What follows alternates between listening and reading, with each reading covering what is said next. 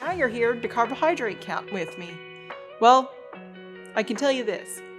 It's no longer good enough to say that you have 2 armfuls of cotton candy, which are more than 1 armful of cotton candy, and so you're just going to eat 1. We're going to have to get a little bit more granular than that. And this session will teach you in real time to manage carbohydrates in order to count them.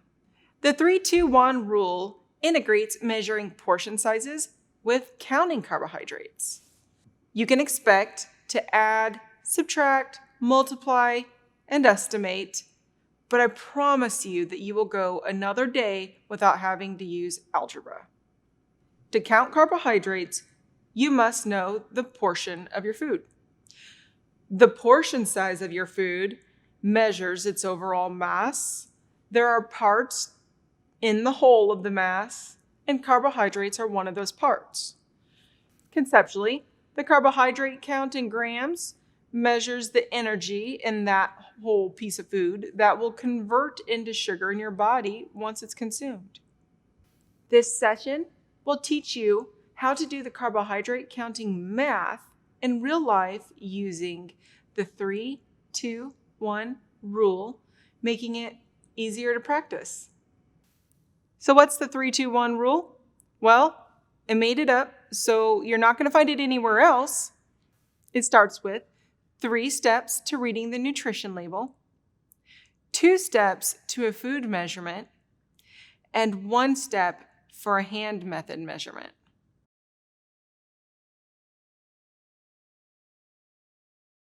Reading nutrition labels will help teach you about common foods and will help you make decisions on what to buy at the grocery store. It is by far the most used method for counting carbohydrates. In this webinar, you'll see that there's a nutrition label handout that you can print out and look at and even keep. So let's begin by looking at the top of the label. Step 1, read the serving size. Step 2, look at the total carbohydrate count. Decide if you're going to adjust for fiber and sugar alcohols. Never add the added sugars. Step 3, multiply the number of carbohydrates that you're eating by the total carbohydrates. Again, let's go through the same steps, but with the numbers. Step 1, read the serving size, and the label has 2/3 of a cup, noting that there are actually 8 servings in each package. Step 2, look at the total carbohydrate, which is 37 grams. There's not significant fiber or sugar alcohols to subtract, and you never add the added sugars. Step 3, multiply the number of servings you are eating by the total carbohydrates. Today, you're eating 2/3 of a cup. Let's pretend like it's a really chocolatey ice cream. You will multiply 1 serving times 37 grams of carbs. And the total is 37 grams of carb. Maybe 37 grams of carbs for some ice cream doesn't surprise you. But one of the things that surprises me is about how many calories are in this package of nuts. This is how many nuts are in there. 200 calories, it reads. Another good one is to find out how many carbohydrates are in this very minuscule little amount of pancake syrup. 17. And I even have the stevia syrup today. 1 tablespoon, the same amount, is actually 15 carbohydrates. Are you really saving much? Nope. This completes the 3 steps for reading the nutrition label. Next are the 2 ways for measurements. Number 1 uses cups and spoons, and number 2 uses food scales.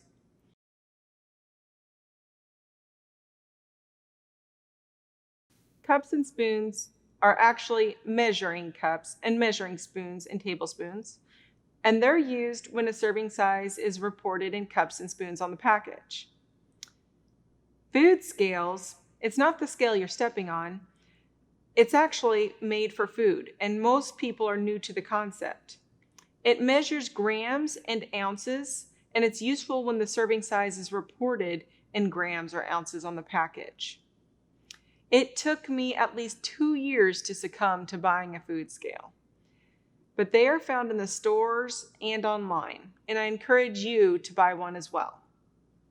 Here's a food scale. Let's review how to function it. First, you're going to turn it on, and then you're going to zero it out, and then you're going to place your food on it. Here we'll give you your actual measurement. You go to grams or ounces. Another way to use it is to actually put a cup on the top and then zero it out, then put your food in there, and then you can move it to grams or ounces. So we've talked about measuring foods with the nutrition label. So if it's like syrup, then you're going to have a serving size that says cups, teaspoons, or tablespoons, then you use like so. If the serving size says grams or ounces, like nuts, then you can actually use a scale, or you can just read the back of the package. So those are foods with labels. What about foods without labels? Essentially, it's the same thing, except that you're going to use an outside resource, like a carb counting book. This one comes from Novo Nordisk. You can also use an app or a website to know your serving size and the correlating carbohydrate count. So in this book, I actually have it tabbed for fruits. I can open straight up to the fruits. And it will tell you how to measure grapes in cups. Cups are useful for little small items like grapes to measure out your carbohydrates when they don't have a food label, as grapes never do, just like so. So what about an apple? Well, this book reports the apple in 5 ounces. So how do you do that? You're going to use the food scale. The food scale is great for measuring the larger, more rigid foods like an apple. Turn it on, place your apple. The book reports it at 5 ounces, and this one is approximately 3.6 ounces. If you cannot measure your food, then you can estimate using your hand. And measurements using your hand is the last part of the 3-2-1 rule.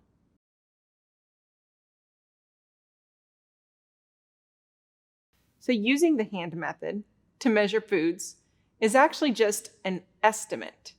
And the sizes are based on a small hand, and they're intended to be guides and rough measures. So realize that your hand size may vary. So let's practice and use your hand as we go through this. Your fist equals 1 cup, and it can be used to measure the amount of grapes, for example, that we did with the 1 cup.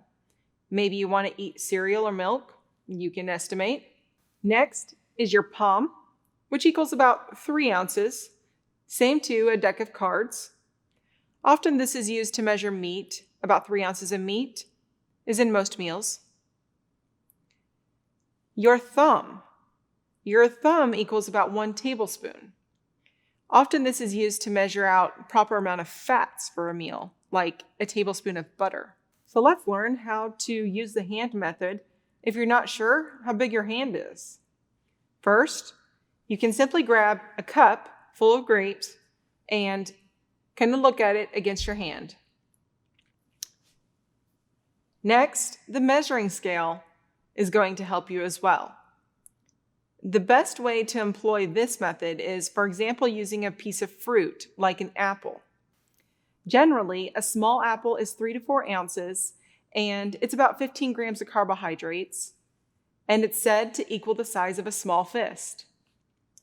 A large apple is about 5 to 6 ounces, and it actually has about 30 grams of carbohydrates. So that's a big difference. Although you're eating 2 apples, the different sizes are immensely different carbohydrates. So again, I'm going to demonstrate what we did earlier, where we turned on the measuring scale. We put on this small apple, which is actually the size of my fist, and it was 3.6 ounces, which is exactly what the book says. The 3-2-1 rule for methods to count carbs will be reviewed now. 3 steps for reading a nutrition label includes the number of servings that you're eating, the carbs for each serving, and the multiple servings times the carbs. 2 ways for measuring your carbohydrates are with measuring cups and spoons and a measuring food scale. The one way for measuring your food is with the one-hand method. Remember that you will measure foods with labels and foods without labels. Next, we're going to practice counting carbohydrates with an activity. The activity is going to include pizza. So if you want to take a break, put in an order, or turn on your oven. We'll be ready when you come back to get started.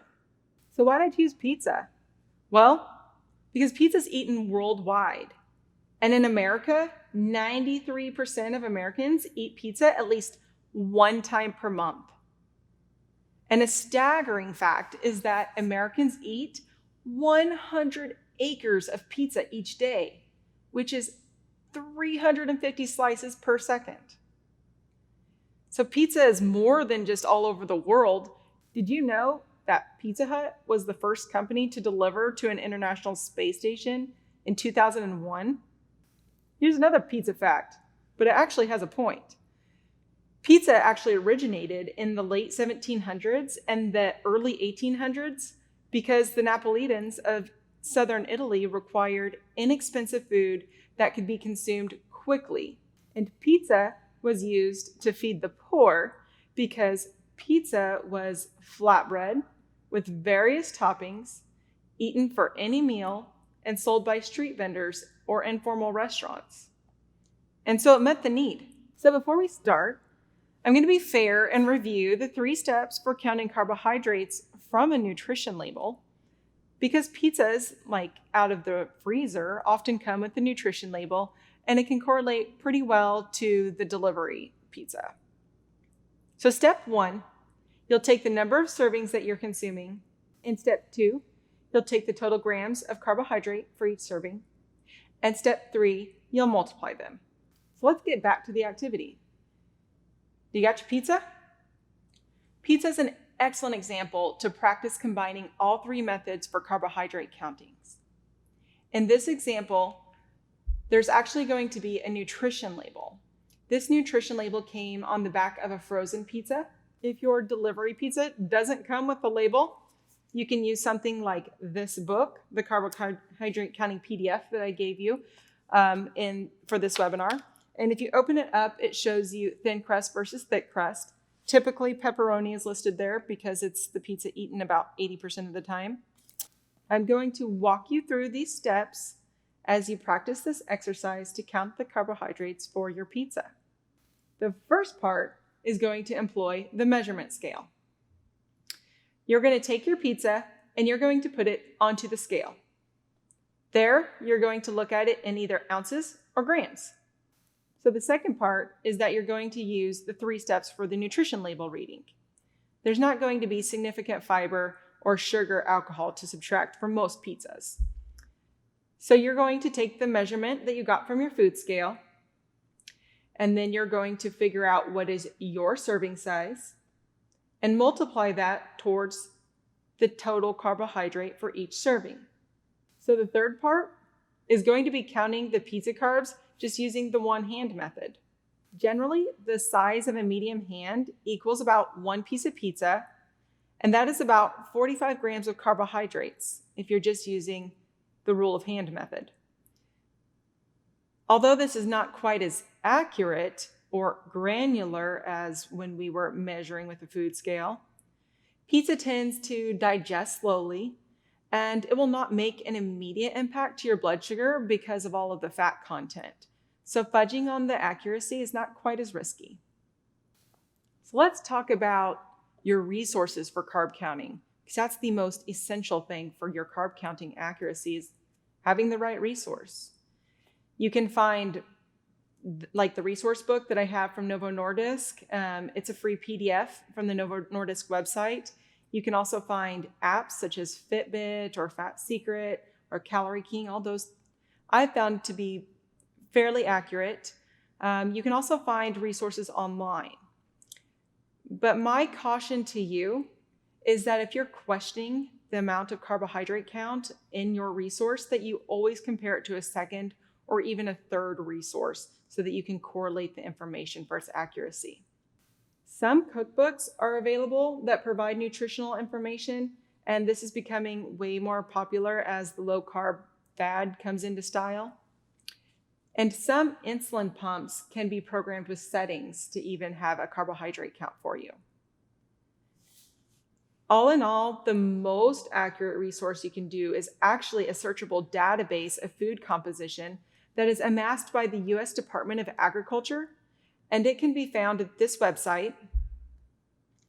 And there's also a more user-friendly website that I'm listing right here.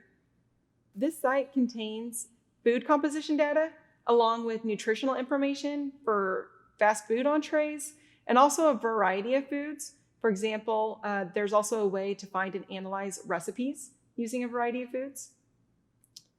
I'm going to offer 2 links at the bottom of this video.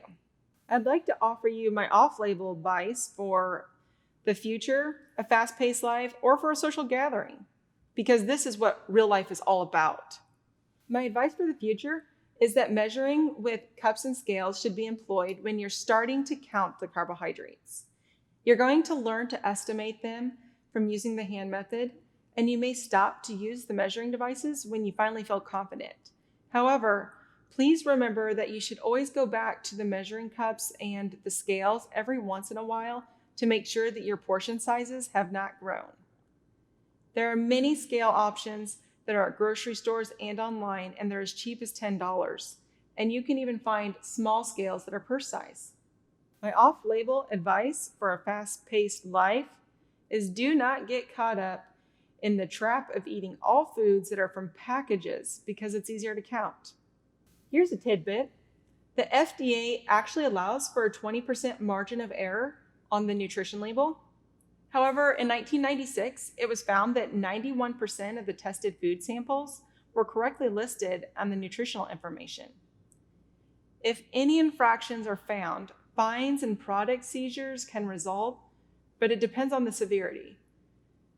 Basically, food companies, especially larger ones, they have a lot to lose from inaccurate labels. The penalties can be hefty, so for the most part, you can trust them. At social gatherings, maybe if somebody brings a specialty item or maybe a specialty alcoholic drink, you're going to find that there's not actually a nutrition label on it. So often this happens because they're produced by smaller brewing companies or wineries or companies. My advice to you is just to avoid not eating them if you're not wanting to manage your blood sugars during a social scene. Well, this concludes the webinar for the 3-2-1 rule for counting carbohydrates. So you know how to count out your proportions and find your carbohydrates, and you win another day without having to know algebra. If you question your information on carbohydrates, remember to always check it with another source to verify your information. If you're interested in a learning lab for recipe building, like maybe you want to learn how to carbohydrate count for your dad's special chili or mom's special lasagna, then there's going to be a learning lab that you can attend, and we'll do that. So if you do not attend a learning lab, then my advice to you is to get a cookbook offering nutrition information. There are so many new cookbooks out there today because of the new keto and the new low carb trends that all of these cookbooks always have recipes that will show you the carbohydrate count for each serving of their food. Thank you for attending. I hope this finds you much help in your life with counting carbohydrates and managing your blood sugars.